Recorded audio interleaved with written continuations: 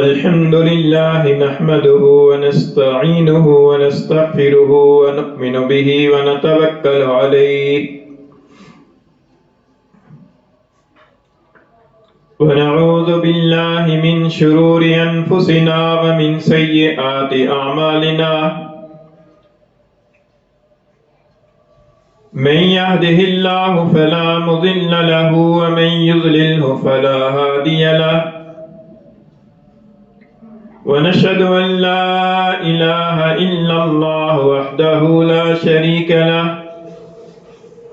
ونشهد أن سيدنا وسندنا وحبيبنا وحبيب ربنا ومولانا ونبينا محمدا عبده ورسوله وصلى الله تعالى عليه وعلى آله وأصحابه وبارك وسلم تسليما كثيرا كثيرا أما بعد فأعوذ بالله من الشيطان الرجيم بسم الله الرحمن الرحيم للرجال نصيب مما ترك الوالدان والأقربون وللنساء نصيب مما ترك الوالدان والأقربون مما قل منه أو كثر نصيبا مفروضا وعن انس بن مالك رضي الله تعالى عنه قال قال رسول الله صلى الله عليه وسلم من فر من میراث وارثه قطع الله میراثه من الجنة يوم القيامة أو كما قال رسول الله صلى الله عليه وسلم صدق الله مولانا العظيم وصدق رسوله النبي الكريم ونحن على ذلك لمن الشاهدين والشاكرين والصلاة والسلام على سيد الأنبياء والمرسلين والحمد لله رب العالمين. گرامی قدر سامعین، جب انسان کا انتقال ہو جاتا ہے تو اس کے بعد اس انسان کے جسم سے متعلق اور اس کے اعضاء اور اقربا سے متعلق جو احکام زندہ لوگوں کی طرف متوجہ ہوتے ہیں، ان میں سے کئی احکام کا بیان گزشتہ جمعوں پر آپ حضرات کے سامنے ہو چکا ہے. آج کی اس مجلس میں کسی انسان کے فوت ہو جانے کے بعد اس کا جو مال اور جائیداد ہے یا اس کا ساز و سامان ہے، اس سے متعلق شریعت کا جو حکم زندوں کی طرف متوجہ ہوتا ہے، آج قرآن و حدیث کی روشنی میں اس موضوع پر انشاءاللہ کچھ باتیں عرض کرنی ہیں. اس سلسلے میں چوتھے پارے سے سورہ نساء کی ایک آیت کریمہ تلاوت کی ہے اور حضور اقدس صلی اللہ علیہ وسلم کا ایک ارشاد گرامی جس کو امام ابن ماجہ رحمہ اللہ نے اپنی سنن میں روایت کیا ہے، وہ ارشاد پڑھا ہے. اس آیت کریمہ کے شان نزول کے بارے میں مفسرین حضرات نے ایک واقعہ ذکر فرمایا ہے، اور وہ یہ کہ حضور اقدس صلی اللہ علیہ وسلم کے ایک صحابی حضرت اوس بن ثابت رضی اللہ تعالیٰ عنہ کا انتقال ہو گیا. ان کی ایک بیوی تھی، ایک نابالغ بچہ تھا، 2 بیٹیاں تھیں اور چچا زاد بھائی تھے. اس زمانے جاہلیت کے اندر یہ رواج تھا اور یہ دستور تھا کہ عورت کا میراث کے اندر مرنے والے کے ترکے کے اندر کوئی حصہ نہیں سمجھا جاتا تھا، اور بچہ بھی جب نابالغ ہوتا تو اس کا بھی حصہ ترکے میں نہیں سمجھا جاتا تھا. ترکے کا حق صرف اسی شخص کا سمجھا جاتا تھا کہ جو گھوڑے پر سوار ہوتا اور جو میدان جہاد کے اندر دشمن کے مقابلے میں لڑائی کر سکتا. اور چونکہ عورتیں جہاد میں نہیں جاتی اور جو بچے ہیں وہ جہاد میں نہیں جاتے، لہذا عورتوں اور بچوں کا کوئی حق نہیں سمجھا جاتا تھا۔ اسی دستور کے مطابق نہ تو حضرت اوس بن ثابت رضی اللہ تعالیٰ عنہ کی بیوہ کو کوئی حصہ دیا گیا ان کے ترکے میں سے، نہ ہی ان کے بچے کو حصہ دیا گیا، نہ ان کی بیٹیوں کو حصہ دیا گیا، بلکہ جو چچا زاد بھائی تھے، جو جوان مرد تھے، انہوں نے ان کے ترکے کو وصول کر لیا۔ حضرت اوس بن ثابت رضی اللہ تعالیٰ عنہ کی بیوہ نے حضور اقدس صلی اللہ علیہ وسلم کے سامنے یہ معاملہ عرض کیا اور انصاف کی درخواست کی۔ اس وقت تک چونکہ میراث کے احکام نازل نہیں ہوئے تھے، حضور اقدس صلی اللہ علیہ وسلم نے توقف فرمایا اور خیال فرمایا کہ اس ظالمانہ دستور کو ختم کرنے کے لیے وحی کی رہنمائی کے اندر کوئی ضرور اللہ تعالیٰ کی طرف سے حکم نازل ہوگا۔ چنانچہ پھر اسی وقت میں یہ آیت کریمہ نازل ہوئی جو میں نے خطبے کے اندر آپ کے سامنے پڑھی ہے۔ اس آیت کریمہ میں اللہ تعالیٰ نے ارشاد فرمایا کہ لِلرِّجَالِ نَصِیبٌ مِّمَّا تَرَکَ الْوَالِدَانِ وَالْأَقْرَبُونَ، مردوں کے لیے حصہ ہے اس میں جو چھوڑ کر فوت ہو جائیں ان کے والدین یا اور رشتہ دار۔ وَلِلنِّسَاءِ نَصِیبٌ مِّمَّا تَرَکَ الْوَالِدَانِ وَالْأَقْرَبُونَ، اور عورتوں کا بھی حصہ ہے اس ترکے میں جو ان کے والدین چھوڑ کر فوت ہو جائیں یا رشتہ دار فوت ہو جائیں۔ اس آیت کریمہ کی روح سے معلوم ہوا کہ جب کوئی شخص دنیا سے چلا جاتا ہے، فوت ہو جاتا ہے، تو اس کی ملکیت کے اندر جو کچھ چیزیں ہوتی ہیں وہ سارا اس کا ترکہ بن جاتا ہے، اور اس ترکے کے اندر شریعت کے بیان کردہ حصوں کے مطابق اس کے وارثوں کا حق ہوتا ہے۔ اس کے وارثوں میں خواہ مرد وارث ہوں یا عورتیں وارث ہوں، تمام کے حقوق اللہ تعالیٰ نے اسی سورہ نساء کے اندر مکمل ایک رکوع کے اندر تفصیل کے ساتھ بیان فرمائے ہیں۔ انہی حصوں کے مطابق ان کو حصہ دینا ضروری ہے۔ حضور اقدس صلی اللہ علیہ وسلم نے اس آیت کریمہ اور میراث کی دیگر آیات کریمہ کے نازل ہونے کے بعد حضرت اوس بن ثابت رضی اللہ عنہ کی بیوہ کو بلوایا اور ان کو جو ان کا حصہ بنتا تھا، یعنی 8واں حصہ، وہ 8واں حصہ ان کو دیا، اور 2/3 ان کی بیٹیوں کا حصہ بنتا تھا وہ ان کو دیا، اور باقی حصہ جو مال بچ گیا وہ ان کے بچے کو دیا۔ اور اس طریقے سے انصافانہ منصفانہ طریقے سے حضور اقدس صلی اللہ علیہ وسلم نے آیات کریمہ کی روشنی میں اوس بن ثابت رضی اللہ عنہ کے ترکے کو تقسیم فرمایا۔ آج ہم جس دور میں رہ رہے ہیں، جس معاشرے میں رہ رہے ہیں، اس معاشرے کے اندر بھی کچھ وجوہات ایسی ہیں کہ جن کی وجہ سے خواتین کو میراث میں سے حصہ نہیں دیا جاتا۔ مرنے والے کے ترکے میں سے ان کا حق اور ان کا حصہ سمجھا نہیں جاتا اور ان کو عموماً دیا بھی نہیں جاتا۔ وہ تو زمانے جاہلیت کی بات تھی، اس کے اندر عربوں کا جو رواج تھا اس رواج کے مطابق وہ چل رہے تھے۔ پھر اسلام آیا تو اسلام کی تعلیمات کے مطابق ترکہ کی تقسیم کا سلسلہ شروع ہوا۔ لیکن ہمارے معاشرے کے اندر یہ جو اثر ہے تو یہ اثر ہندوانہ تہذیب کا اثر ہے، کیونکہ ایک عرصے تک مسلمان ہندوؤں کے ساتھ مل کر باہمی معاشرت کے ساتھ رہتے رہے، اور ہندوؤں کی کئی چیزیں ایسی ہیں کہ جو مسلمانوں کے اندر بھی سرایت کر گئی ہیں۔ چنانچہ ہندوؤں کے اندر یہ ہوتا ہے کہ ان کے مذہب کے اندر کسی مرنے والے کے ترکے میں عورت کا حصہ نہیں سمجھا جاتا۔ اسی ترتیب سے مسلمانوں کے اندر بھی یہ جاہلانہ ایک بات پائی جاتی ہے، اور جس طریقے سے وہ ہندو لوگ یہ سمجھتے ہیں کہ مرنے والے نے اپنی بیٹیوں کو اپنی زندگی کے اندر جو جہیز کی صورت میں یا تحفے کی صورت میں جو کچھ دے دیا بس ان کا حق ہو گیا، اب ان کے فوت ہونے کے بعد اس کے بیٹوں کا حصہ ہوگا، بیٹیوں کا نہیں ہوگا۔ اسی طریقے سے مسلمانوں کے اندر بھی بعض خاندانوں کے اندر اور بعض قبیلوں کے اندر یہ رواج ہے کہ جب کوئی فوت ہو جاتا ہے تو اس کے ترکے میں بیٹیوں کا یا مرنے والے کی بہنوں کا یا مرنے والے کی بیوی کا حصہ نہیں سمجھا جاتا، اور جو بیٹے ہوتے ہیں وہ سمجھتے ہیں کہ یہ سارا ہمارا ہی ہے۔ تو قرآن مجید کی اس آیت کریمہ کے اندر اللہ تعالیٰ نے اس غلطی کی اصلاح فرمائی ہے، اور اس کے اندر اللہ تعالیٰ نے مردوں کے لیے الگ مستقل جملہ ارشاد فرمایا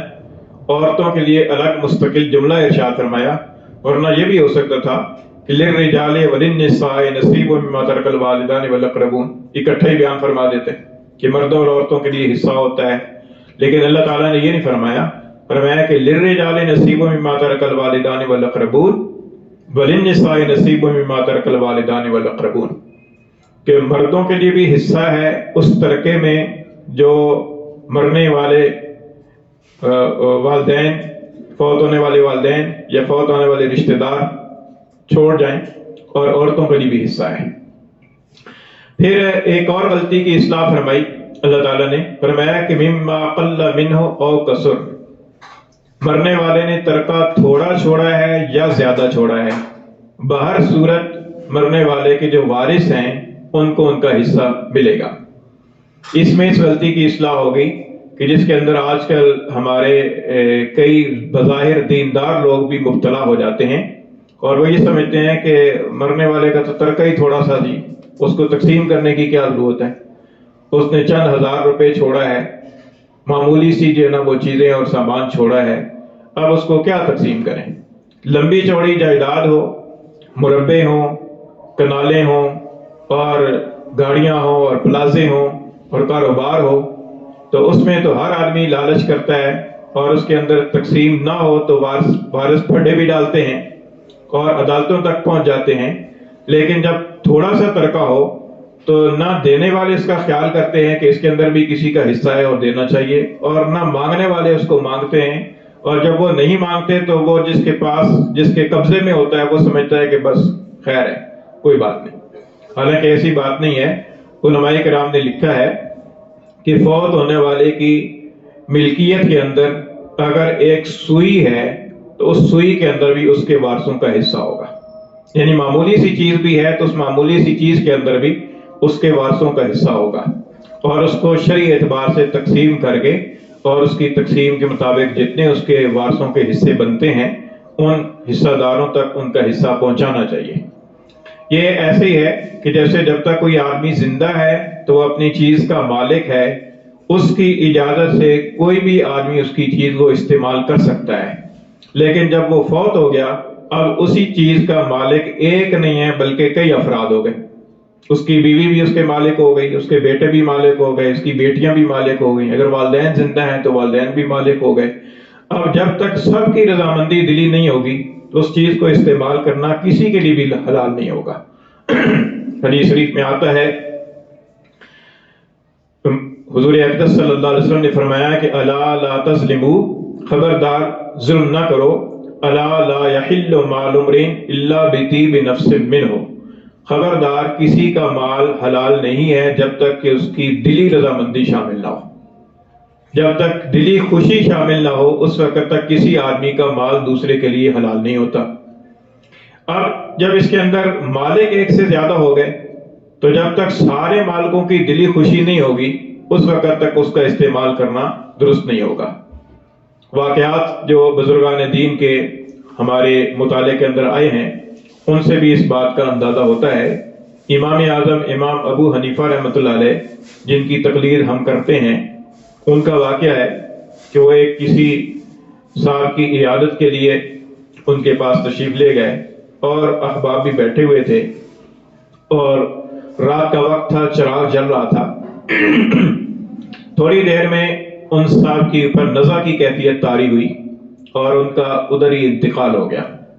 تو جو ہی وہ فوت ہوئے تو امام اعظم رحمۃ اللہ علیہ نے وہ جو چراغ جل رہا تھا اس چراغ کو پھونک مار کے گل کر دیا۔ تو کسی نے کہا کہ حضرت یہ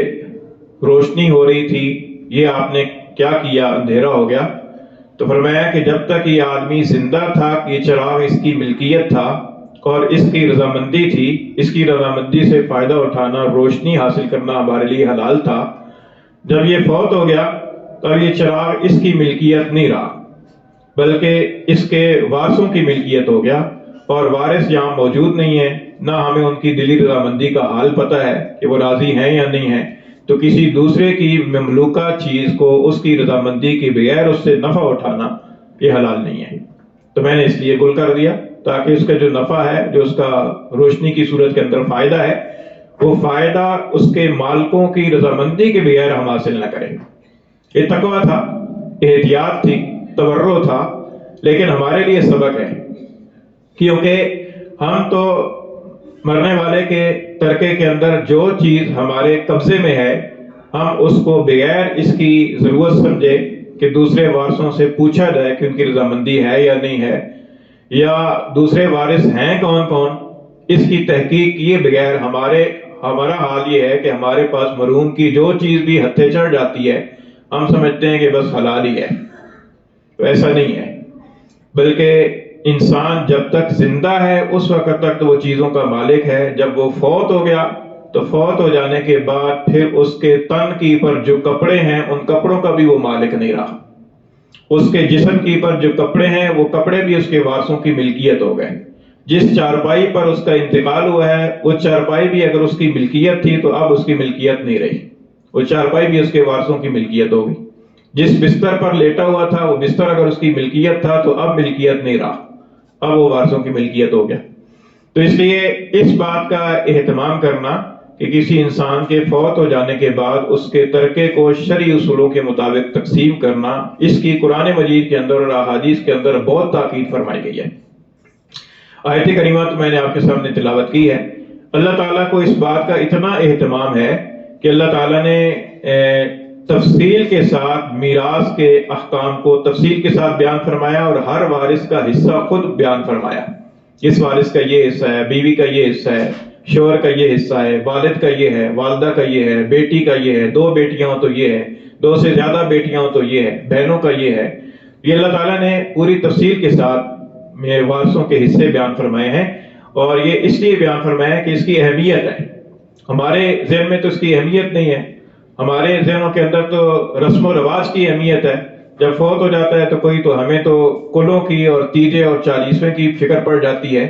لیکن فکر اس بات کی کرنی چاہیے کہ ایک آدمی فوت ہو گیا تو اس فوت ہو جانے کے بعد فوری طور پر اس کے ترکے کو تقسیم کرنا چاہیے، اور اس کے ترکے کے اندر اگر اس کے ذمہ کوئی قرضہ ہے تو فوری طور پر اس کے قرضے کی ادائیگی کی فکر کرنی چاہیے، اور اگر اس نے کوئی وصیت کی ہے تو اس وصیت کو شرعی اصولوں کے مطابق اس پر عمل کرنے کی فکر کرنی چاہیے۔ بعض حضرات کے ہاں تو یہاں تک ملتا تھا، جو نیک آدمی تھے، کہ وہ کسی انسان کے فوت ہو جانے کے بعد دفنانے کے بعد پہلا کام یہی کرتے تھے کہ ترکہ تقسیم کریں، تاکہ ہر آدمی کا حصہ اس کی ملکیت میں چلا جائے،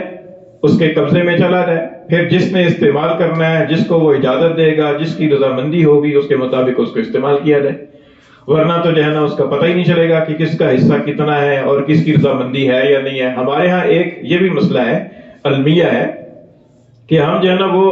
رواداری میں اور مروت میں اوپر سے ہاں کر دیتے ہیں، لیکن دل سے ہم خوش نہیں ہوتے بعض اوقات۔ تو اس کا نتیجہ یہ نکلتا ہے کہ اگلے آدمی کے لیے وہ چیز حلال نہیں ہوتی، اگلے آدمی کے لیے وہ چیز تب حلال ہوگی کہ جب خوش دلی کے ساتھ کوئی اجازت دے گا۔ تو ہمارے ہاں یہ ہے کہ بعض اوقات کوئی پوچھتا ہے تو مروتاً، اخلاقاً، لحاظ میں، رواداری میں آدمی کہہ دیتا ہے کہ اچھا جی ٹھیک ہے، لیکن دل خوش نہیں ہوتا،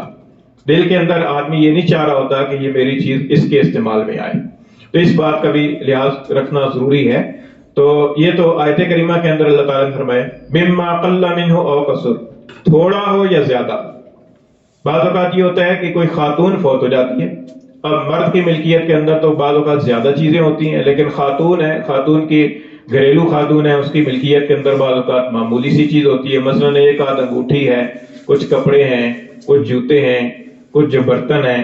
اب وہ سمجھتے ہیں کہ یہ تو معمولی چیزیں ہیں جن کو کون تقسیم کرے، حالانکہ اس کے اندر اس فوت ہونے والی کی بیٹیوں کا بھی حصہ ہے جو دوسرے گھروں کے اندر بیاہ کر چلی گئی ہیں، ان کا بھی حصہ ہے۔ اب وہ جو بیٹے ہیں جن کے پاس والدہ رہ رہی تھی وہ سمجھتے ہیں بس ہمارے ہی ہے، وہ بیٹیوں کو دینے کی فکر ہی نہیں کرتے، اور نہ اس بات کی تگ و دو میں پڑتے ہیں کہ ہم اس کی تقسیم کریں اور تقسیم کر کے بہنوں کا جو حصہ ہے وہاں ان تک پہنچائیں۔ تو اس چیز کا بھی لحاظ رکھنا چاہیے کہ ترکہ تھوڑا ہے یا زیادہ ہے۔ یہ نہیں دیکھنا کہ تھوڑا ہے تو چلو خیر ہے، بعض اوقات ہزاروں میں ہوتا ہے، مثلاً کسی نے 10,000 چھوڑے ہیں، تو اب 10,000 کے اندر اس کی جتنے بھی وارث ہیں، اس کا بیٹا ہے، اس کی بیٹی ہے، اس کی والدہ ہے، اس کے والد ہے، ان کا جو حصہ بنتا ہے ہو سکتا ہے کہ وہ 200 روپے بنتا ہو، 500 روپے بنتا ہو، لیکن آخر وہ مال ہے، اور کسی دوسرے آدمی کی اتنی سی چیز کو بھی بغیر اس کی دلی رضامندی کے استعمال نہیں کرنا چاہیے، بلکہ اس تک پہنچانا چاہیے۔ مال انسان کی ایک کمزوری ہے، ہر انسان چاہتا ہے، کوئی بھی انسان یہ نہیں چاہتا کہ میرے 10 روپے کسی کے پاس رہ جائیں۔ اگر اس کا حق بنتا ہے تو چاہے گا کہ مجھے 10 روپے مل جائیں۔ یہ الگ بات ہے کہ اوپر سے کہہ دے چلو خیر ہے جی، اس وجہ سے کہہ دے کہ 10 روپے مانگتے ہوئے شرم آتی ہے، شرم کی وجہ سے وہ چھوڑ دے تو وہ معاف نہیں ہوتا۔ دل کی خوشی جو ہے نا، جب تک شامل حال نہ ہو اس وقت معاف نہیں ہوتا۔ پھر آگے اللہ تعالیٰ نے فرمایا کہ نصیبا مفروضہ، یہ مقررہ حصہ ہے۔ اس کے اندر اشارہ اس بات کی طرف کیا کہ یہ اللہ کی طرف سے مقررہ حصہ ہے۔ اب جو وارث جو ہے نا وہ مرنے والے کے ترکے میں سے دوسرے وارث کو حصہ نہیں دے رہا، اس کا مطلب یہ ہوا کہ وہ اللہ تعالیٰ کی طرف سے اس کو جو انعام مل رہا تھا اس انعام میں رکاوٹ بن گیا، اس نے اس انعام میں رکاوٹ ڈالی۔ اللہ تعالیٰ چاہتے تھے کہ ایک آدمی فوت ہوا ہے، اس کی بیٹی کو، اس کے بیٹے کو اتنا حصہ مل جائے، لیکن یہ آدمی قابض ہو کر اس میں حائل ہو گیا، رکاوٹ بن گیا۔ اس نے اللہ تعالیٰ کے انعام کو اس کے بندے تک نہیں پہنچنے دیا۔ اللہ تعالیٰ فرماتے ہیں کہ تم خود دے دو، نہیں تو میں دلواؤں گا، نہیں تو میں قیامت کے دن دلواؤں گا۔ اللہ کے رسول نے فرمایا کہ من فر من میراث وارثی، کہ جو اپنے کسی وارث کی میراث سے راہ فرار اختیار کرے گا، اس وارث کو اس کا حصہ دینے سے بھاگے گا، راہ فرار اختیار کرے گا، قطع اللہ میراثہ من الجنہ، اللہ تعالیٰ اس کا جنت میں سے حصہ کاٹ دیں گے یوم القیامہ، قیامت کے دن۔ تو اللہ تعالیٰ فرماتے ہیں کہ دنیا میں دے دو، نہیں تو پھر میں قیامت کے دن دلواؤں گا اور دلوا کے رہوں گا کہ یہ فلاں کا حصہ ہے دو، اور پھر قیامت کے دن دینا مہنگا پڑے گا۔ تو فرمایا کہ اس لیے دنیا کے اندر جس وارث کا جو حصہ بنتا ہے اس کا حصہ اس تک پہنچاؤ۔ تو اس آیات کریمہ، اور بھی آیات کریمہ ہیں اور احادیث بھی ہیں، لیکن وقت تھوڑا ہے۔ ایک آیت کریمہ کی طرف اشارہ کرتا ہوں۔ سورہ فجر کے اندر اللہ تعالیٰ نے فرمایا کہ وَتَأْكُلُونَ التُّرَاثَ أَكْلًا لَمًّا، کہ تم میراث کو جو ہے نا لپیٹ کے سمیٹ کر کھاتے ہو، یعنی اس کی فکر ہی نہیں کرتے اس کے اندر دوسرے کا حصہ بھی دیں، بلکہ وہ جس کے حصے کے اندر جو چیز آ جاتی ہے بس وہ سمجھتا ہے کہ بس میرا ہی ہے۔ تو ایسا نہیں ہونا چاہیے، بلکہ اس کو شرعی اصولوں کے مطابق تقسیم کرنا چاہیے۔ اور اس کی اہمیت نہ ہونے کا اندازہ اس بات سے لگایا جا سکتا ہے کہ روزانہ ہم اعلان سنتے ہیں فلاں فوت ہو گیا، فلاں فوت ہو گیا۔ جس کثرت کے ساتھ دنیا سے لوگ جا رہے ہیں، اس کثرت سے میراث کی تقسیم سے متعلق علماء سے پوچھا نہیں جا رہا۔ اس سے پتہ چلتا ہے کہ میراث کی تقسیم کے بارے میں فکر ہی نہیں ہے اور لوگوں کو احساس ہی نہیں ہے۔ سال ہا سال گزر جاتے ہیں اور تقسیم نہیں کرتے۔ پھر جب اختلافات ہوتے ہیں، جھگڑے ہوتے ہیں، تو پھر وہ اس جھگڑوں کی وجہ سے تقسیم کرانے کے لیے آتے ہیں، اور وہ سال ہا سال سے تقسیم نہیں ہوتا، اس کی وجہ سے معاملہ پیچیدہ ہو جاتا ہے۔ تو اس لیے قرآن مجید کی آیات کریمہ سے اور احادیث سے پتہ چلتا ہے کہ مرنے والے کے جس طرح اور حقوق ہیں، اسی طریقے سے یہ بھی ہے کہ اس کا جو ترکہ ہے اس ترکے کو شرعی اصولوں کے مطابق تقسیم کرنا چاہیے۔ اللہ تعالی ہمیں عمل کی توفیق عطا فرمائے اور دین کی سمجھ عطا فرمائے۔ ہمارے